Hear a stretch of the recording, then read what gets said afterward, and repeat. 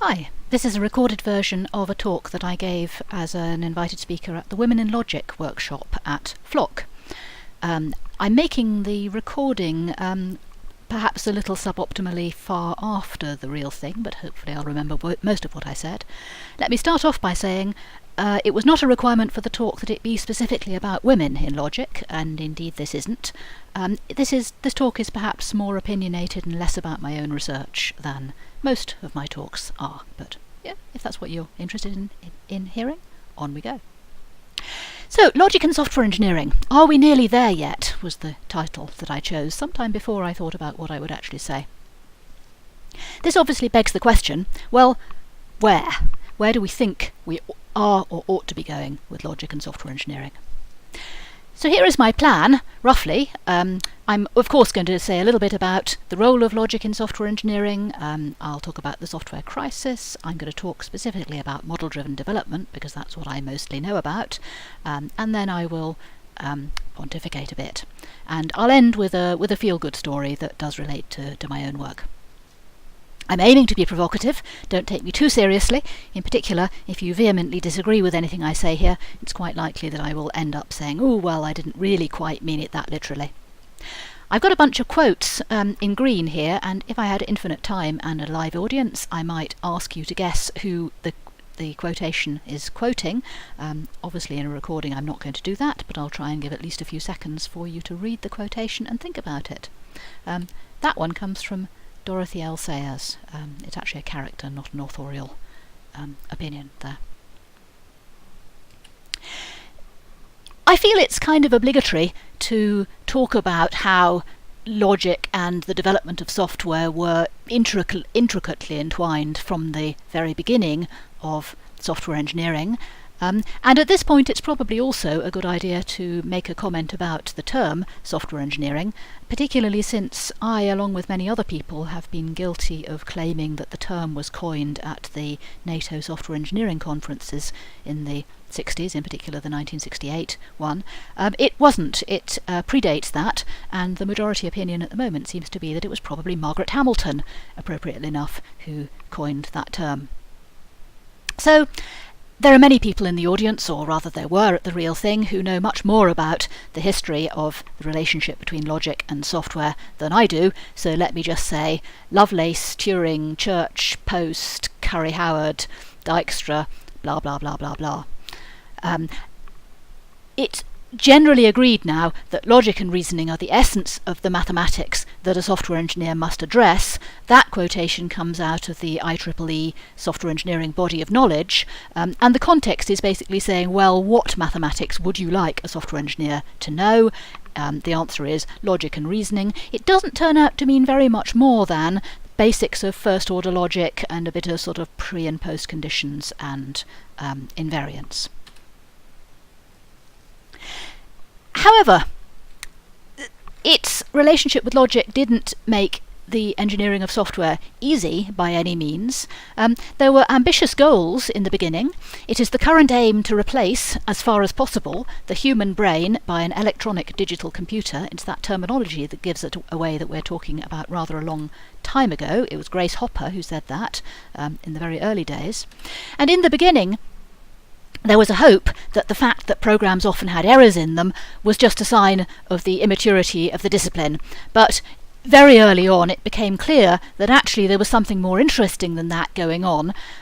Experience has shown that such mistakes, so mistakes in the design of software, are much more difficult to avoid than might be expected. It is in fact rare for a program to work correctly the first time it is tried. That was Maurice Wilks and co-authors in what is widely regarded as the first textbook on programming, the preparation of programs for an electronic digital computer, as early as 1951. Now, of course, the key issue there is for the program to work correctly. What should it mean for it to be correct? In this setting, I am going to make a slight diversion and talk about the role of women in the very beginning of software engineering. Women had an important role from the very beginning, and their special skills were recognised, and you get a bunch of quotations like this. Programming requires a common sense sort of logic, and this is where women usually score. But they often end up with these suspicious gaps in the middle, which I'm now going to fill in. This one was a woman herself, Maureen Epstein, writing in The Guardian back in 1964, and the content of the gap is: much of the work is tedious, requiring great attention to detail. Oh dear, let us damn with faint praise. Here's an even better one.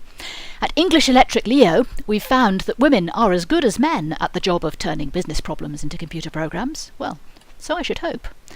This advertisement, reproduced in this lovely book by Janet Abbate, which I recommend heartily,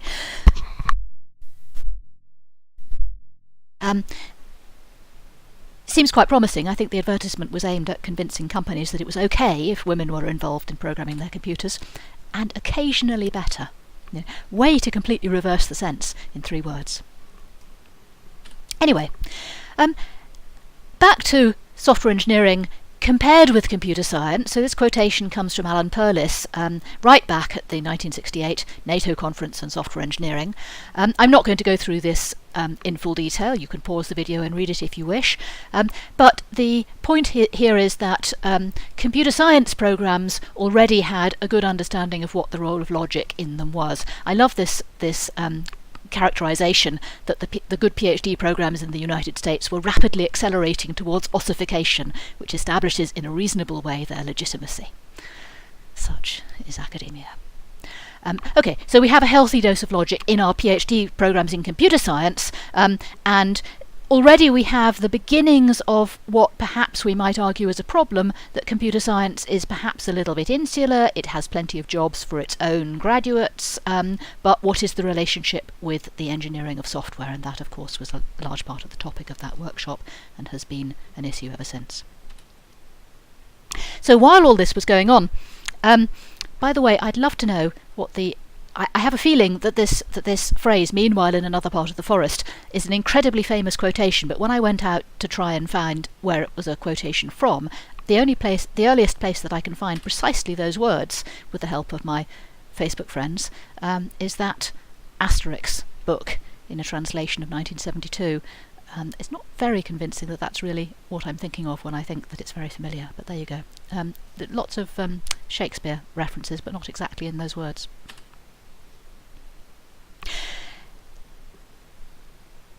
Meanwhile, the fact that software engineering and its training and its logical foundations were not as well understood as those of computer science was arguably causing us problems in the development of software.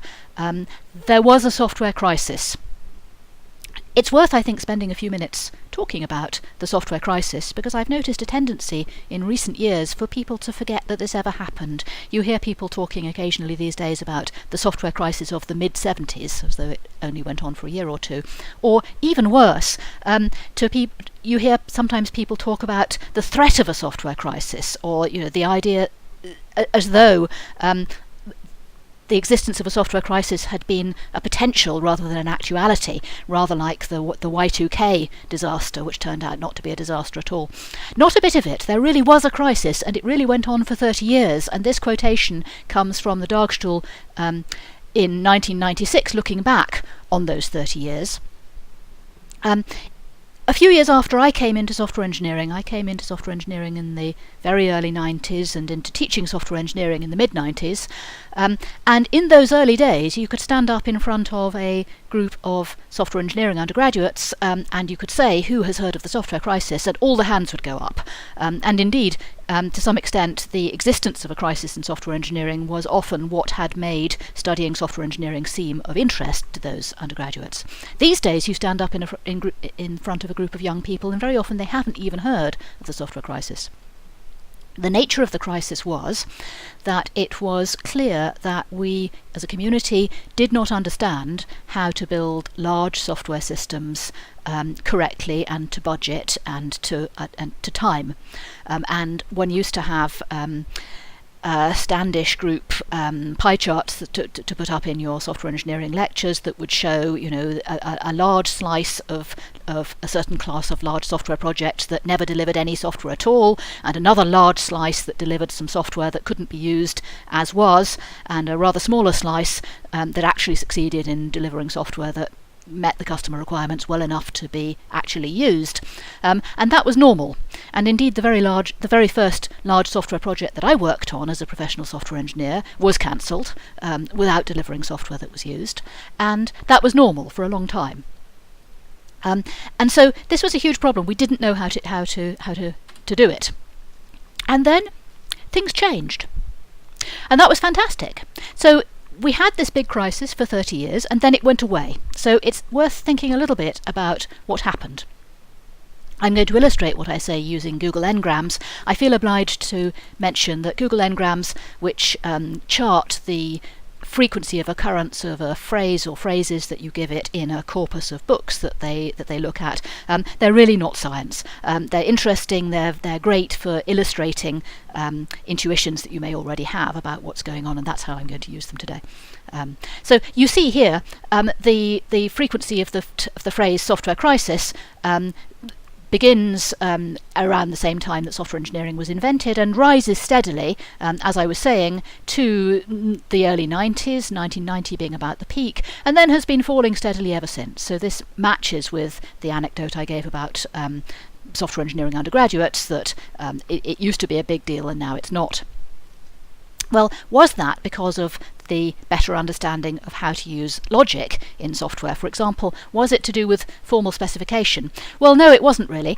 To the extent that you can start to infer causality from engrams, and as I said, you should be very cautious about this, you might expect that a thing which contributes to the fall of the software crisis ought to rise as the software crisis falls. Formal specification does the opposite. This is not a talk about functional programming, but the same is true there. Here are a couple of examples, informed by my prejudices, of course, of things that do have that pattern, and I think it's true to say that they represent developments that have indeed been important to our increasing ability to deliver software on time and to budget and correctly enough, model-driven development and agile development. Now, of course, this is very sensitive to exactly what phrase you pick. Model-driven representing a better management of abstract views of the design of software, including large software systems. The agile development one is less convincing. You might see it doesn't actually start to rise until the late 90s, which you might say is a bit late. It would actually have been better to take extreme programming, but that's a harder phrase to look for. Whatever. It's only a bit of fun. But fundamentally what's been going on is that we have achieved a better understanding of how to deal with this fundamental problem of software engineering.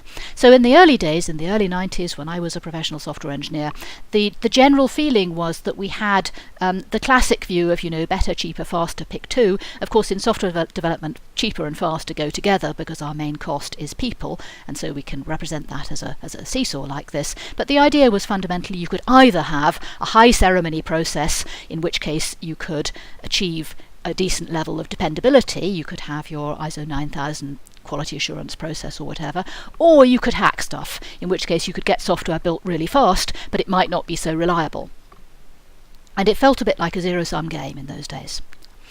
And the ways in which we've made advances since then have largely been to do with realizing that these things don't have to be always in tension. So a lovely example is testing. So in the early days, testing mostly took place in the testing phase after the software had been developed. It was perceived as a sheer cost. It was under pressure to be cut when the deadlines were approaching and the customer was screaming for the software, so you would say, can you get away with testing it less? And of course that has the obvious effects on lowered dependability. But what we've come to realise is that by using tests to help elucidate aspects of the specification and check things as you go along, as is done in agile development, in test-driven development, you can make testing pay for itself in a much more convincing way. And so using testing in a good way and making use of standard testing frameworks that you don't have to write yourself for every project can contribute to improvements at both ends of this seesaw, and that's a really major advance.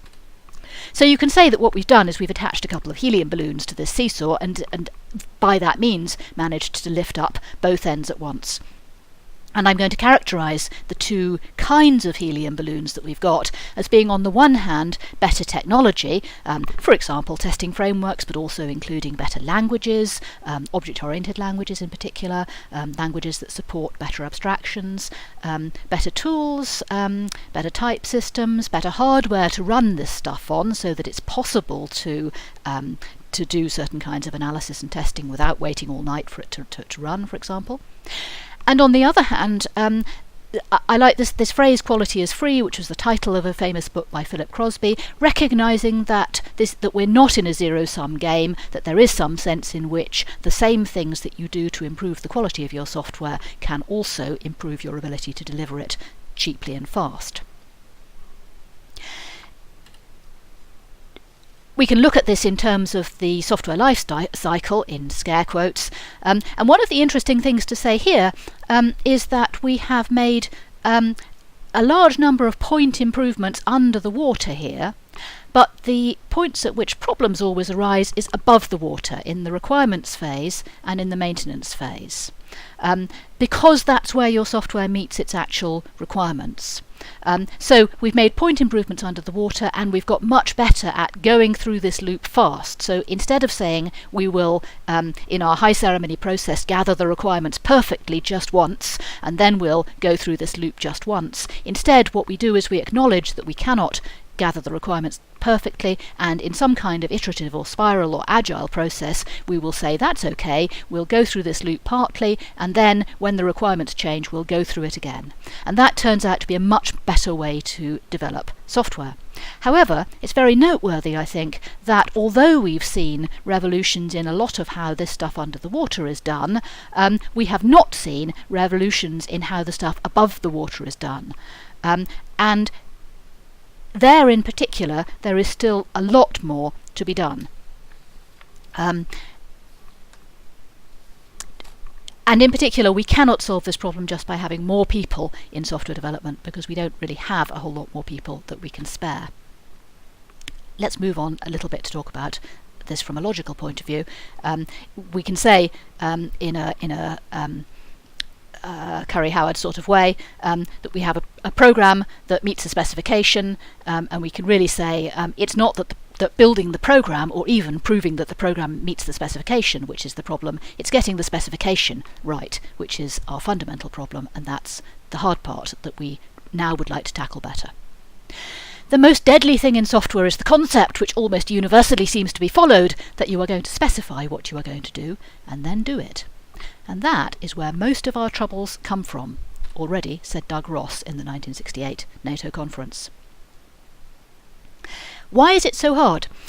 We still do not know a more effective way of really understanding a specification than writing a program that meets it. And why is this?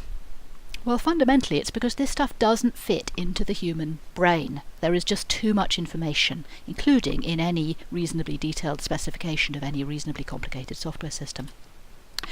So here's a way of looking at all the different important steps that we've made in approaching the software crisis and to a large extent solving it. They are all, I claim, fundamentally the same idea. They're all about abstraction. So we have understood that it's important for the individuals in software development to be good at thinking in terms of abstractions, and we pay attention to how you can train students to understand abstractions and develop and use them. We have languages that better support abstractions, including user-defined abstractions. Our verification techniques build on this fundamentally. We have better use of interfaces, for example, for unit testing, and so that people don't need to understand what's behind the interface to a component in detail. We have separation of concerns, for example, into models in model-driven development, as I'll talk about in a moment. And even this process of doing development iteratively, so sequentializing stuff, can be seen as the same kind of idea. We're saying you ain't going to need it, we're going to have a bounded small release, and we're going to say we're going to think about only some of our requirements. That's enough, sufficient unto the day is the trouble thereof, and we'll think about the next stuff later. It's all about separation of concerns. It's about getting chunks of processing done within the limited capacity of an individual human brain. And one way to think about this is, I think, is this really about humans or is it really about software? Well, suppose that we met the aliens And the question arose, can we join the aliens' software development teams? And or can they join ours? Well, if we met the aliens and it turned out that they had working memory capacity 1,000 times ours, we would not be able to join their teams, because we wouldn't be able to understand what they were doing. So the decisions that we make about how to build software and about the technology to use to build software are all predicated on our understanding of what human brains can achieve. And that really needs more attention than it sometimes gets, I think.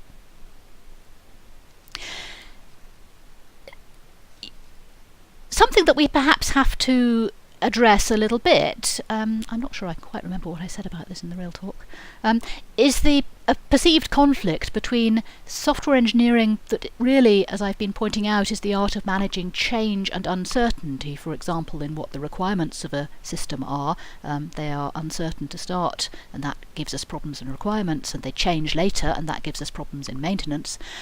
Whereas logic, on the other hand, is about eternal certainties, and this, you might argue, is why a straightforward application of logic to software engineering doesn't work so well. It's why the original attempts at formal specification in the 70s failed so ignominiously. But what they share is that they both provide means of saying something about a thing without saying everything about it. And in software engineering, we call that modelling. So let's go on and talk about modelling a bit. What do we mean by a model? Well, everything's a model. I like this exclamation. It's commonplace in the model-driven development community. I'm not quite sure who said it first. I've noticed it gets attributed to me sometimes, because I these days say it quite often, but I'm sure I didn't invent it. Here's the one-sentence definition of a model that I've been using for a couple of decades now. A model is an abstract, usually graphical, representation of some aspect of a system. Now, these days I'm very glad that I put in usually graphical there, because in the early days of modelling, the idea of modelling in software development got equated with developing models of software designs in graphical languages such as the Unified Modelling Language. And more recently, I think we've become much more alive to the disadvantages of using graphical languages, especially to our inability so far to make them very efficient to develop in the first place. But fortunately, it turns out that many of our concerns with graphical models are exactly the same as our concerns with textual models. And so these days we like to think of models as being things that could just as well be textual. So, for example, these things could be models of software. You could have a diagram or a collection of diagrams. You could have a database schema. You could have a map of a user's navigation between screens. It could be in a standardized language, or it could be in an ad hoc language just for this particular system. But also you could have a bunch of code. That counts as a model. Or you could have a bunch of tests. That counts as a model too. The key thing about a model is that it has some kind of boundary. So there's some notion of a piece of information being inside the model or not being inside the model. And what is a model for? It supports the work of a particular group of people. And ideally, it records all and only the information that that group of people need to do their work. So this is the sense in which it's supporting abstraction, separation of concerns. It's allowing them to get on with what they need to do without being distracted by information they don't need. And therefore, because we want to separate concerns, we have different people involved and they're making different decisions needing different information, having multiple models is a consequence of separation of concerns, which we've said is really important, and we want to be able to do that more and better. Now, of course, although we maybe think of model-driven development as a thing that arose in the 90s or so, it's not at all new. I'm not going to go through this quotation, except to point out that a step of a methodology entitled Design a Model, and the observation that models had multiple purposes, including being useful for communication and so on, goes right back to the early days of software engineering. This paper by Margaret Hamilton and Sadine Zeldin, two very influential early software engineers, was reporting on a methodology that had probably been in use for a decade by then. So although the paper is as late as 77, it goes back beyond that. So, if we want to make systematic use of multiple models, this is the kind of situation that we're looking at. If we've separated our concerns, we've got different groups of people working each with a model that records the information they need for their concerns. So perhaps we've got a group of people designing a user interface, and we've got that's that lot, isn't it really? And we've got a group of people with a database schema, and down here from the Greek letters we've got some people doing something logical or mathematical. Perhaps they're examining safety properties or something, and they're all working as independently as possible.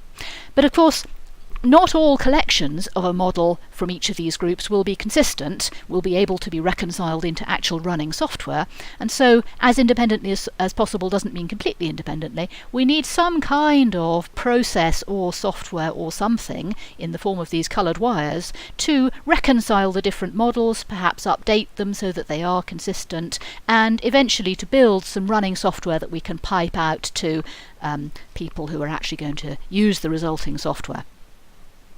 But it's quite useful to be separating out the reconciliation from the development of the models.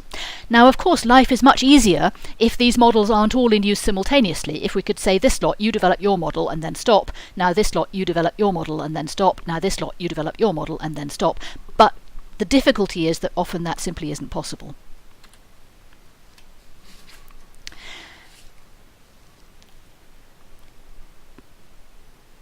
Do we actually want to say modelling languages are essentially logics? Well, maybe. A model is saying something but not everything about the developed software, and that's what a logical statement might do as well. Hold that thought a moment.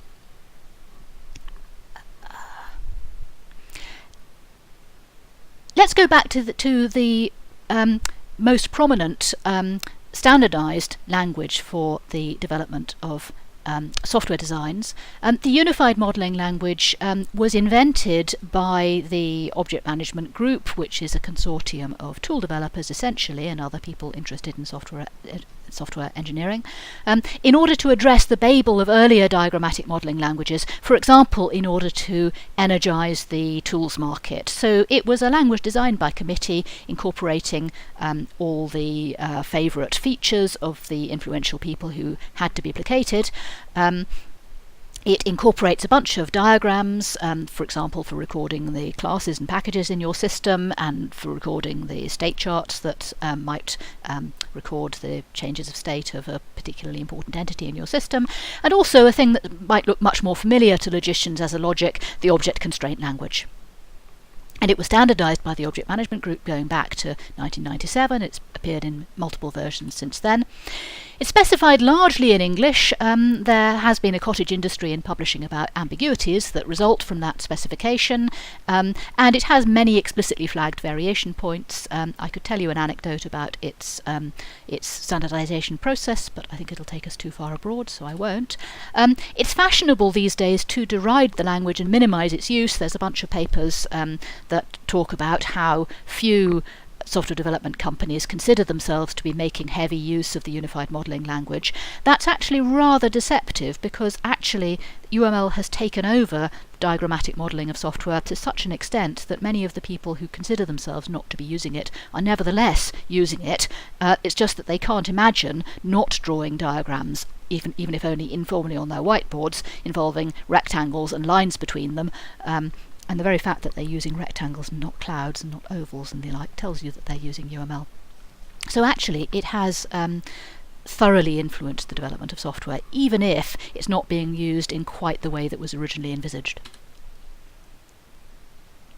But the fact that it's not universally used in the way it was originally envisaged does indicate a problem, in that models, just like any kind of specification or documentation, are expensive to develop and even more expensive to maintain, and so that leads us to wish for ways in which to lower the cost of using models while simultaneously raising the benefit we get from using them. And that's where model-driven development came in. So the whole drive here is to try to use tools better in order to lower the cost that comes from requiring your expensive human software developers to spend a lot of their time developing models and repeatedly updating them whenever anything changes. And so we want to decrease the cost in a bunch of ways. For example, by instead of using this incredibly heavyweight, complicated, ambiguous general purpose modelling language like UML, we want to be able to use simpler domain-specific modelling languages, and we want better tool support. That will enable us to increase the benefit of modelling through things like automation. So, for example, code generation, for example, documentation generation, for example, developing skeletons of code, whatever. Yeah. Now, the role of tools here is very important because UML succeeded largely by not tying down its semantics, by constructive, creative use of ambiguity, but as soon as your modelling language is being interpreted by tools, actually it has a formal semantics whether you like it or not, given by what the tool does, and that gives us all kinds of problems. Now, of course, there are benefits too. Formal specification can be very helpful, can highlight inclarities so that they can be resolved, it can document what we've agreed, it can enable verification in all kinds of ways, and last but by no means least, it can help to attribute blame when something goes wrong. And so, even if we want to say we don't actually want to burden our developers in an individual software project by making them write formal specifications, if they're going to be using modelling languages, perhaps we would at least like to have formal specifications of the modelling languages themselves so that we know what they've said, even if they haven't said very much about their software. Now, the idea of semantics in UML is that there's what they call static semantics, which is abstract syntax plus plus, of UML specified by meta-modeling, and then some OCL constraints to express a bit more. I have to say a word in this kind of audience about what meta-modeling is. I'm not going to say very much.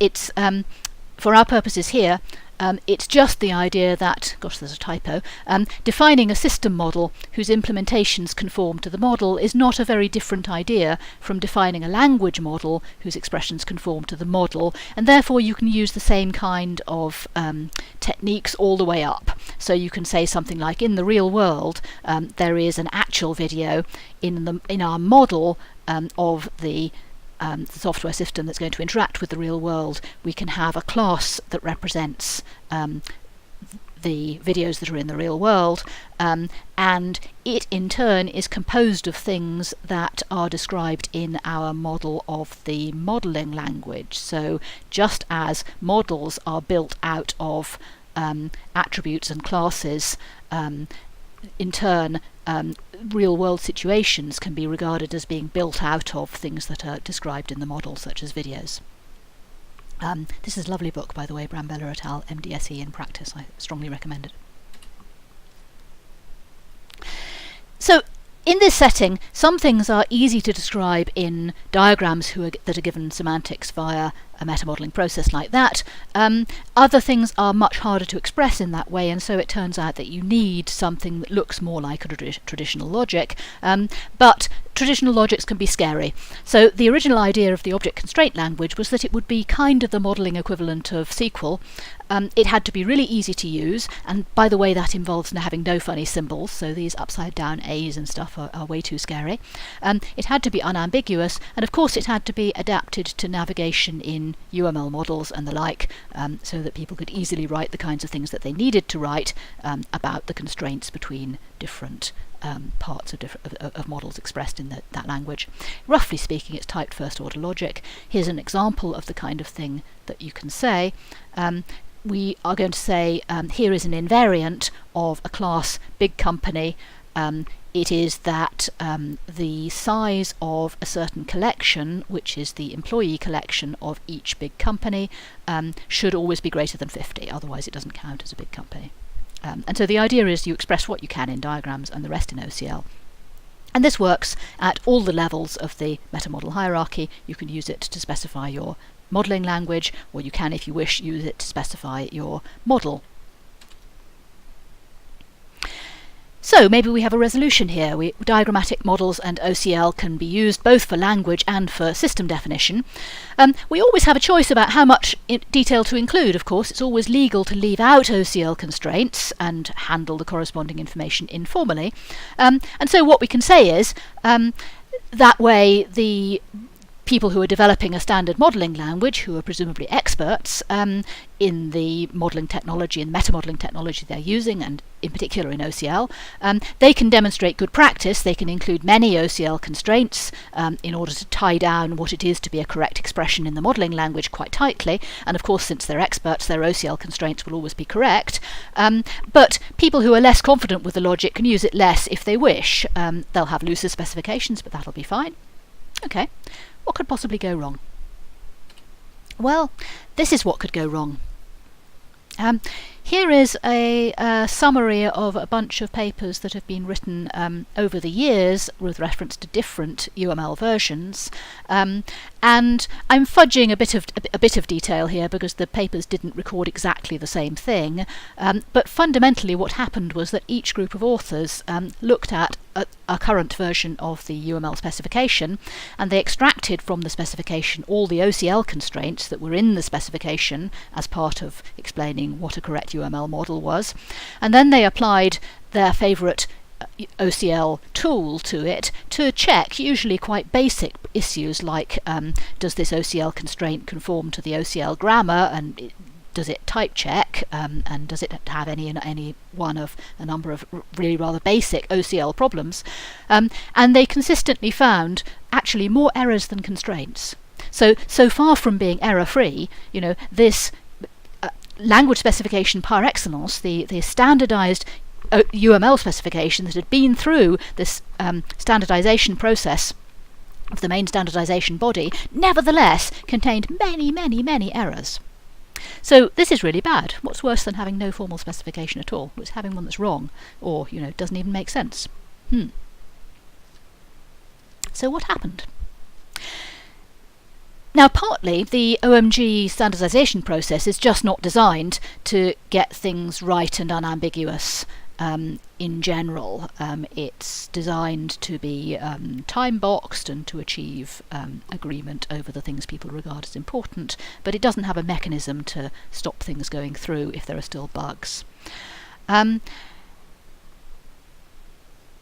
But people do clearly recognise the value of formal specification, and that's why we wanted OCL constraints in the UML specification in the first place, and they want to have it in some sense. So how did those bugs actually arise? And in general, why is it that people find it so hard to write correct formal specifications of their systems or their languages? I'm really uncomfortable giving this section of the talk, and that fact in itself I think is quite interesting, and the reason for it is that what I'm going to say next is really taboo. So the problem is, logical thinking is hard. It doesn't fit well with human capabilities. It's hard for people in general, and those people include us, and they include highly motivated students, and they include professional software engineers, and they also include people who are going to grow up and be research mathematicians, research logicians. You yourselves in this audience once found it hard to think formally in logical terms, and we forget this at our peril. So I'm going to give a few anecdotes and a couple of research findings to illustrate this. Now, many people, I'm sure, have seen the conjunction fallacy before, but if not, it's worth seeing. This experiment exists now in many replicated versions. This is roughly the original version coming from Kahneman and Tversky. You can give people, and it doesn't really much matter which people, a passage to read about Linda. Linda in college is a social activist, and she goes on demonstrations, and she knits her own yogurt, and all that kind of stuff. And then you ask them to estimate the probability that later on Linda is a bank teller, or that Linda is a bank teller and is active in the feminist movement. And you can do it a bunch of different ways. You can ask people to give numbers, or you can explicitly ask them to say which is more probable. But certainly in one version of the experiment, 85% of people rate it more probable that Linda is a bank teller and is active in the feminist movement than that Linda is a bank teller. Now that, of course, is logically impossible. It tells you something about how the human brain works that's different from how we expect logical reasoning to work. Going on to thinking about professional software engineers, here is an anecdote that has some personal significance to me, and I'll come back in a moment to talk about why this particular property. Do try this on your friendly neighbourhood software engineer. Suppose you have a set X and you have a set Y, some relation on those two sets. If it's the case that for every X there exists a Y, you can say it in words, by the way, you don't have to give them the funny symbols. For every X there exists a Y such that 5xy holds. And at the same time, for every Y there exists an X such that 5xy holds. Does it follow that there's a bijection between the set X and the set Y? Now, if you're the kind of person who goes to a workshop with logic in the title, you're probably well trained into doing things like, well, thinking of a 2-element set for X and a 1-element set for Y, and saying, well, we could have both our X's related to the same Y, and that would be a counterexample. So this probably doesn't fool you for too long. But this is essentially the semantics of a basic part of the standard bidirectional transformation language QVTR, and experience shows that people find it very difficult to appreciate that it does not follow that there exists a bijection between X and Y. In the context of that language, usually there will be such a bijection, and it's remarkably hard to convince some people, many people, even clever people, that this property does not actually ensure that there will be a bijection between X and Y, and sometimes that's really important. Another anecdote that also appeals to a lot of our experience as people who teach logic in universities. When students fail at logic, or anything, there are kind of two reactions that I think we have, or certainly I have. One is it's very tempting for our own ego's sake to assume that they didn't try hard enough, and that's why they failed, that's why we didn't. If we're feeling a bit more humble than that, we beat ourselves up, we say we didn't teach them well enough. And so you can go on through an entire academic career assuming that absolutely everybody is capable of doing, insert your logical task of choice here. And I certainly did that, and then a thing that really brought me up quite short was the year in which I followed a thing called the Perfect Score Project. I'm going to show you a chart about this in a moment. Now, the Perfect Score Project was the brainchild of a woman called Debbie Steer, who is clearly a highly intelligent woman who writes very interestingly and very skilled, very motivated, and she set out that year, since she had a teenage child, to try to get a perfect score on the American SAT. And many of you will know about this. It has a bunch of different sections, and we're going to think mostly about the mathematical section here. Now, the questions in the SAT don't involve any sophisticated mathematics at all. They're mostly just kind of basic mathematics and a little bit of logical thinking. Can you match up this problem setting with what you know about your basic mathematics? It's not very hard at all. And so, at the beginning of the project, I think her belief was that she was going to be able, by working systematically at this over a year and trying out different test preparation mechanisms and taking this test repeatedly, to end up with a perfect score. And I think she had in mind to do what she has in fact done, which is to go on making a new career out of helping other people to do well at the SAT. And I certainly assumed, to begin with, as I think did she, that she would succeed in getting a perfect score after this year of perhaps fairly hard work. Now I'm going to show you, in a browser I prepared earlier, the results of this from that URL.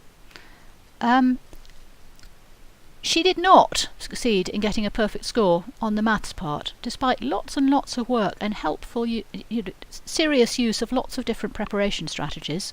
570 out of 800 was the best she ever did.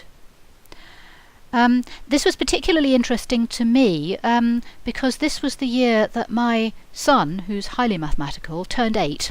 And sometime during this year, around his birthday, because I was being so puzzled by this, I had him sit down and do a sample SAT math section, and he, on his very first try, immediately did better than this. Now, he's highly mathematical, but something funny is going on. Okay, there really are differences between people. It's not the case, as I had previously lazily assumed, that anybody can learn to do SAT questions perfectly. And that is actually really interesting. At the same time, he wasn't some kind of super logical genius who could always do it, and I had fun when he was much younger exploring the extent to which he could understand quantifiers. Perhaps the problem here really is quantifiers combined with negation. I was too squeamish to actually explore very much about what he could do, but it's interesting that with a young child you can experiment in what people can understand and what they can't understand, and of course you can do this with anybody at any stage, provided they're prepared to let you do it. So that was a bunch of kind of disconnected anecdotes about how logic is hard. What's the implication of this? So what? Well, I think the key thing is that we really have to beware over optimism. It's very easy to persist in this idea that everybody can do your logical or your formal specification task that you think that all software developers should do. If you're a professional logician or a professional theoretical computer scientist and you look at humans doing logic, you can forget that you're seeing a very skewed sample. So many software engineers, they're not the same people who take your logic classes or your formal proof classes or whatever it might be, and love them and get full marks. Okay, if you're lucky, they might be the people who take your course and don't like it very much and struggle through and just achieve above the pass mark. And you might ask yourself, do you really want those people using those same skills to build your safety critical software 10 years down the line? Or they might be the people who didn't even contemplate taking your course in the first place because it obviously wasn't for them. So, however much it's useful to have software engineering techniques that require facility in logical thinking and proof, if your technique requires a lot of such thinking and it's not very carefully supported by tools that will stop people making mistakes, then it's not widely adoptable. Okay, you cannot in conscience sell that as the way that all software should be developed, because not all of the people who are developing software can do that or can learn to do that. So we need a bunch of different approaches to software, and they all deserve attention from researchers, not just the ones that are aimed at the people who are just like the researchers who are doing the research. One thing we might wonder is whether we can identify in advance the people who will be able to learn that kind of logical thinking and encourage only those to become software engineers. And sort of to some extent that's what we're doing when we put maths requirements on our software engineering courses.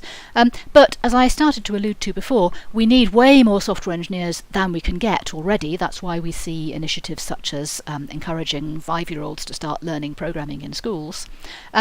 Even more importantly, I think, although logical skills are important, they're very far from the only ones that are important, and we may ask ourselves what we lose if we select even more heavily for those particular skills. And of course, correlations between what people can do when they come into university and what they'll be able to learn to do at university are by no means perfect anyway, and being able to learn something is not the same as already being able to demonstrate it. Yes, I love this quotation, which kind of goes with the "we need other things than logic." Comes from Rabindranath Tagore. And I'm not going to say very much about this, but it's an interesting cautionary tale. It's tempting to say that we should be able to develop a predictor.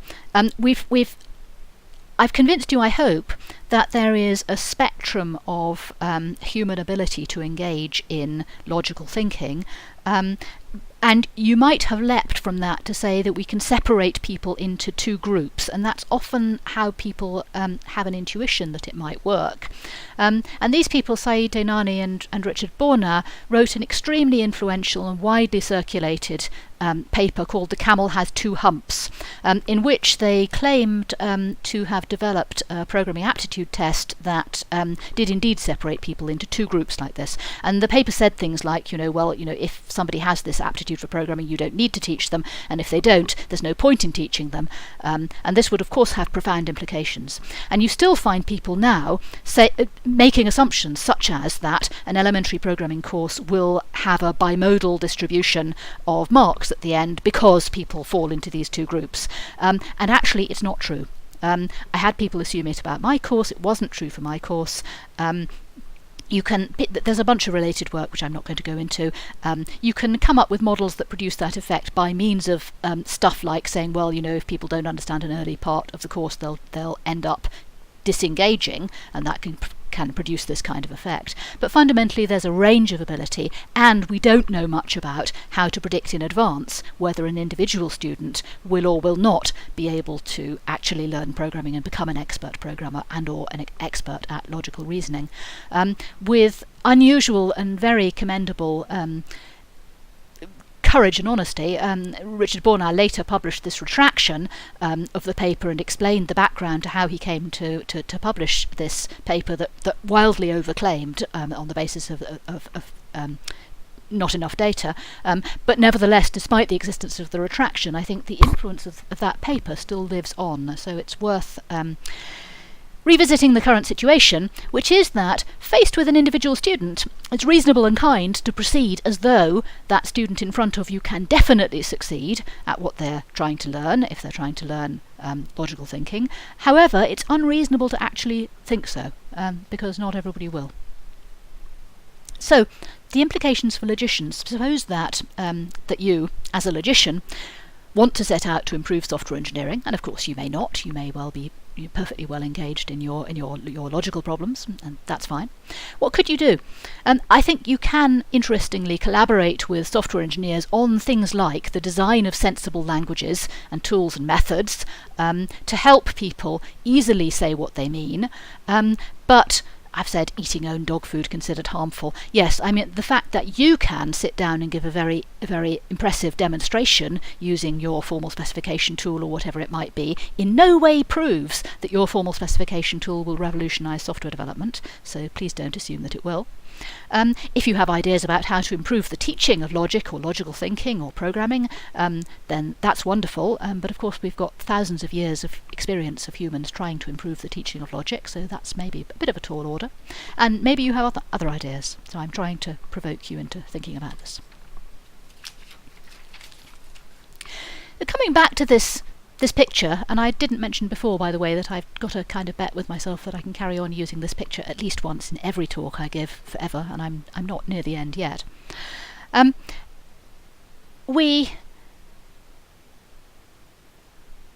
am I trying to say here?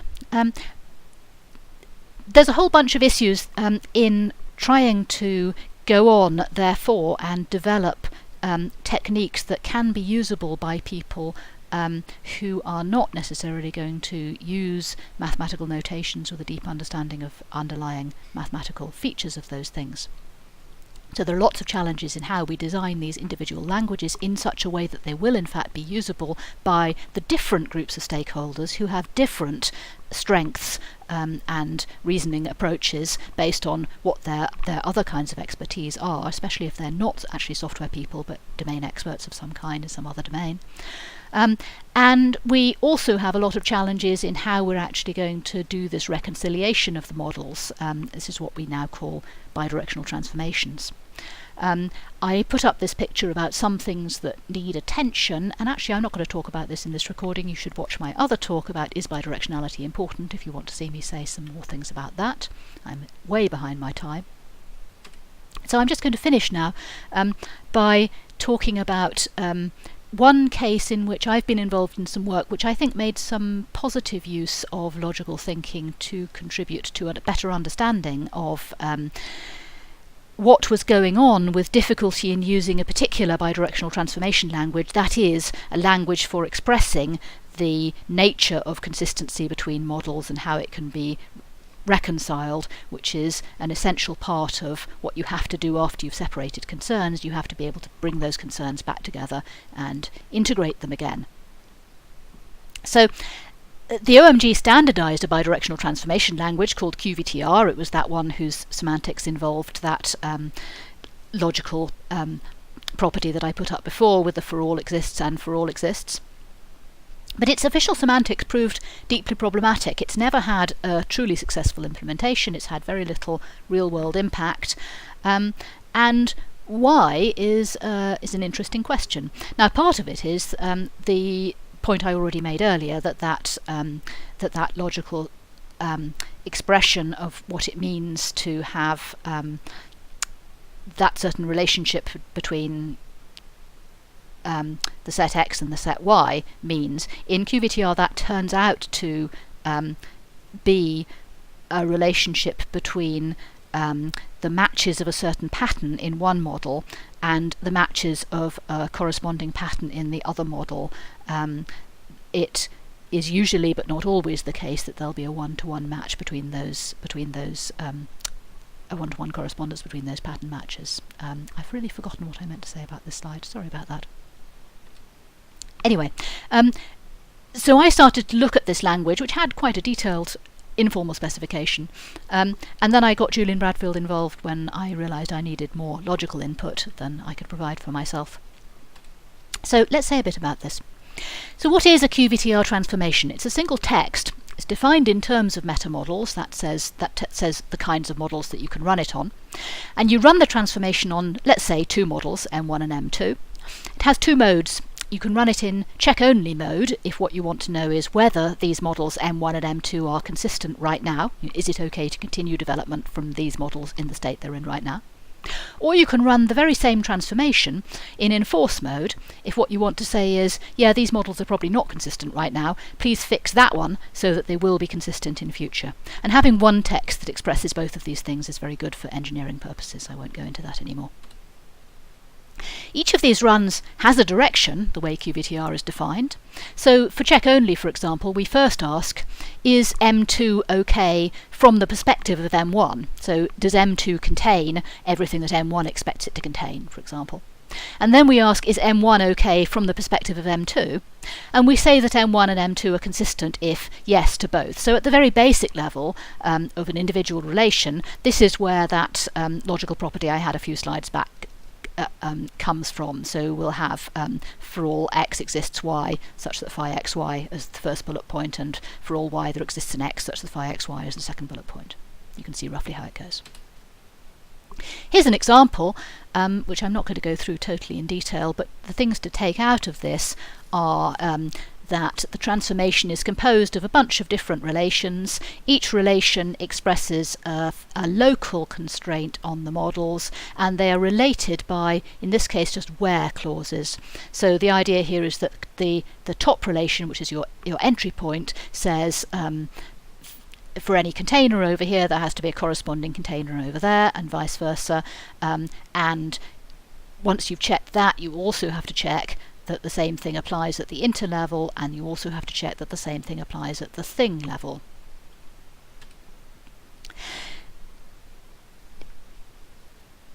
So it was quite natural for me to think about the check-only process of QVT relations as a game. That diagram I put up there was reminiscent for anybody who's ever seen anything like, by simulation games or something like that.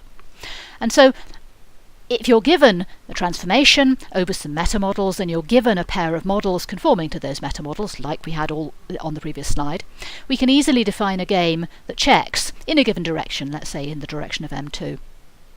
And in this game we'll have two players. We'll have verifier, who wants the check to succeed, and we'll have refuter, who wants it to fail. So refuter wants to demonstrate a problem that and it has a fairly standard form for people who've seen this kind of thing, that refuter will challenge and verifier has to match, and refuter will challenge again and verifier has to match. And as usual, you win if your opponent can't go. So, refuter wins if he makes a challenge and verifier can't match. And verifier wins if refuter has no more challenges. Now, things get harder if we go on and add when clauses. When and where clauses are often referred to as being a bit like pre and post conditions, but they're actually nothing of the kind. And this is really part of what's interesting. Essentially what's going on here is that while a where clause gives refuter somewhere else to go to make a next challenge after verifier has successfully met his original challenge. So you can say refuter will challenge by saying, hey, verifier, match this class with a table, and verifier does that, and then refuter goes on and says, actually, you also have to match this table with the column or whatever it might be. When gives verifier an alternative to providing a match. When lets verifier say, hey, refuter, you cheated. That wasn't a legitimate challenge.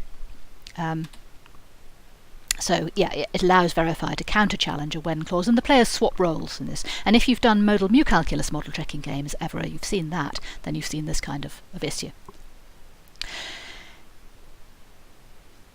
Syntactically, we need to allow a relation to invoke itself in a when or a where clause. For example, we need that feature in order to be able to handle arbitrary depth trees in the models. But as soon as you've done that, then in principle you can have infinite plays. And the question arises of who ought to win the infinite plays. Now, if we only have where clauses, then verifier should win an infinite play, and that's quite natural, and it corresponds to things like bisimulation games, because what you're saying is that refuter failed to demonstrate a problem. Okay, and therefore, well, if the refuter couldn't demonstrate it in finite time, we'll just kind of say that there wasn't one. If we have both when and where clauses, things get much more interesting. And by the way, the QVT specification doesn't address the issue of infinite plays at all. So any infinite play corresponds to infinite regress of the definitions in the QVT spec, even though you must have them in order to express things that you clearly want to be able to express. It's an example of the problem in the specification. And so I'm not going to go into this in detail, but to cut a long story short, in the non-recursive case, I started off by giving a game-based semantics to check-only QVTR by quite a tight analogy with the kind of simulation games that are familiar in the concurrency community and elsewhere. And then, jointly with Julian Bradfield, I went on to handle recursion between relations in when and where clauses by making a tight analogy with the mu calculus minimal and maximal fixed points. And then we went on to handle the enforced case by a translation into mu calculus. And we had fun and we gained understanding of how QVTR worked, but the later papers are much harder to read and they don't get cited much. And the main understanding that we gained is just why QVTR is so hard to use.